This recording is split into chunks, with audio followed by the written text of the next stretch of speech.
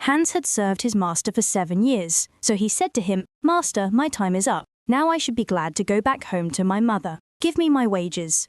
The master answered, "You have served me faithfully and honestly. As the service was, so shall the reward be." And he gave Hans a piece of gold as big as his head. Hans pulled his handkerchief out of his pocket, wrapped up the lump in it, put it on his shoulder, and set out on the way home. As he went on, always putting one foot before the other, he saw a horseman trotting quickly and merrily by on a lively horse. "Ah," said Hans quite loud, "what a fine thing it is to ride. There you sit as on a chair, you stumble over no stones, you save your shoes, and cover the ground you don't know how." The rider, who had heard him, stopped and called out, "Hi there, Hans, why do you go on foot then?" "I must," answered he, "for I have this lump to carry home. It is true that it is gold, but I cannot hold my head straight for it and it hurts my shoulder." "I will tell you what," said the rider, "we will exchange. I will give you my horse, and you can give me your lump."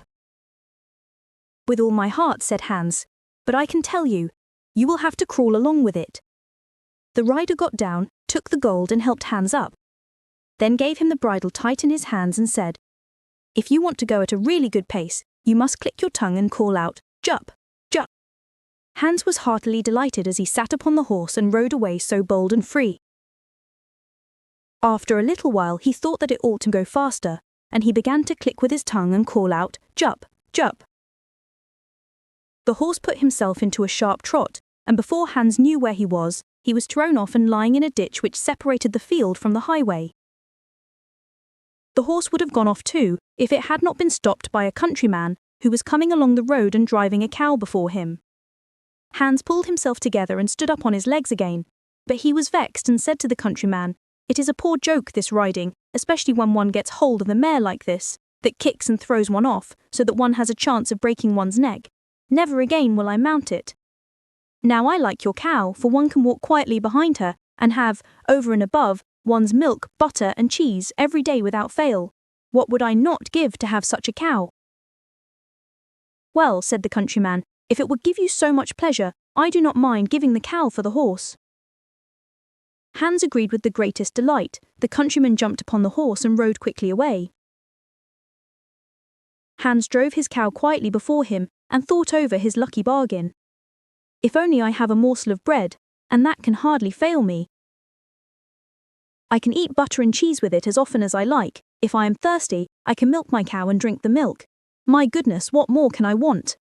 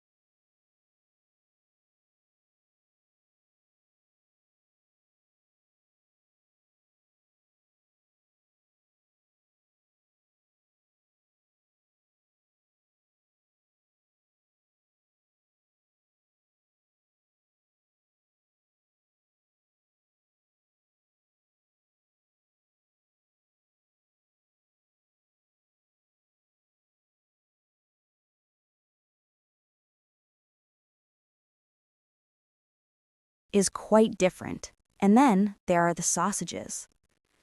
"Listen, Hans," said the butcher. "Out of love for you, I will exchange and will let you have the pig for the cow." "Heaven repay you for your kindness," said Hans, as he gave up the cow, whilst the pig was unbound from the barrow and the cord by which it was tied was put in his hand. Hans went on and thought to himself how everything was going just as he wished. If he did meet with any vexation, it was immediately set right. Presently there joined him a lad who was carrying a fine white goose under his arm. They said good morning to each other, and Hans began to tell of his good luck, and how he had always made such good bargains. The boy told him that he was taking the goose to a christening feast. "Just lift her," added he, and laid hold of her by the wings. "How heavy she is! She has been fattened up for the last 8 weeks. Whosoever has a bit of her when she is roasted will have to wipe the fat from both sides of his mouth." "Yes," said Hans, as he weighed her in one hand. "She is a good weight, but my pig is no bad one." Meanwhile, the lad looked suspiciously from one side to the other and shook his head. "Look here," he said at length, "it may not be all right with your pig. In the village through which I passed, the mayor himself had just had one stolen out of its sty. I fear that you have got hold of it there. They have sent out some people, and it would be a bad business if they caught you with the pig. At the very least, you would be shut up in the dark hole." The good Hans was terrified. "Goodness," he said, "help me out of this fix. You know more about this place than I do. Take my pig and leave me your goose." "I shall risk something at that game," answered the lad, "but I will not be the cause of your getting into trouble." So he took the cord in his hand and drove away the pig quickly along a bypath. The good Hans, free from care, went homewards with the goose under his arm. "When I think over it properly," said he to himself, "I have even gained by the exchange. First, there is the good roast meat, then the quantity of fat which will drip from it, and which will give me dripping for my bread for a quarter of a year, and lastly, the beautiful white feathers. I will have my pillow stuffed with them, and then indeed I shall go to sleep without rocking. How glad my mother will be." As he was going through the last village, there stood a scissors grinder with his barrow. As his wheel whirred, he sang, "I sharpen scissors and quickly grind, my coat blows out in the wind behind." Hans stood still and looked at him. At last he spoke to him and said, "All's well with you, as you are so merry with your grinding." "Yes," answered the scissors grinder, "the trade has a golden foundation. A real grinder is a man who as often as he puts his hand into his pocket finds gold in it. But where did you buy that fine goose?" "I did not buy it, but exchanged my pig for it." "And the pig?" "That I got for a cow." "And the cow?" "I took that instead of a horse." "And the horse?" "For that I gave a lump of gold as big as my head." "And the gold?" "Well, that was my wages for 7 years' service." "You have known how to look after yourself each time," said the grinder. "If you can only get on so far as to hear the money jingle in your pocket whenever you stand up, you will have made your fortune." "How shall I manage that?" said Hans. "You must be a grinder as I am. Nothing particular is wanted for it, but a grindstone. The rest finds itself. I have one here. It is certainly a little worn, but you need not give me anything for it but your goose. Will you do it?" "How can you ask?" answered Hans. "I shall be the luckiest fellow on earth.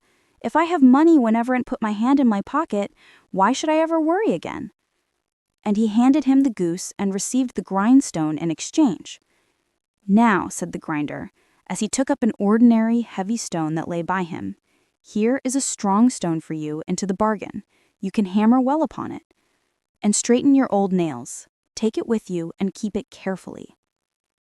Hans loaded himself with the stones and went on with a contented heart, his eyes shining with joy. "I must have been born with a caul," he cried. "Everything I want happens to me just as if I were a Sunday child."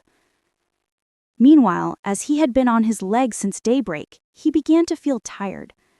Hunger also tormented him, for in his joy at the bargain by which he got the cow, he had eaten up all his store of food at once. At last could only go on with great trouble and was forced to stop every minute.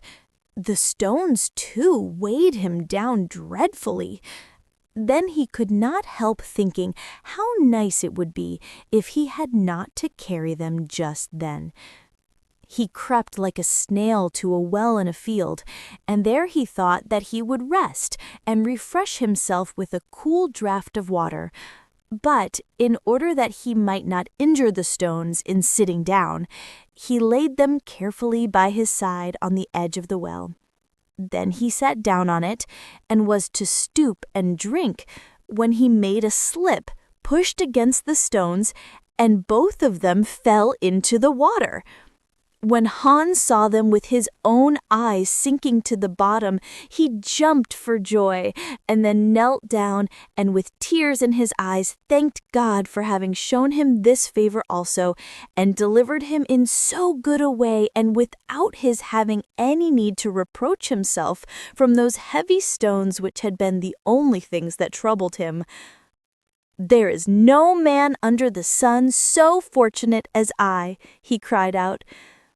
With a light heart and free from every burden, he now ran on until he was with his mother at home.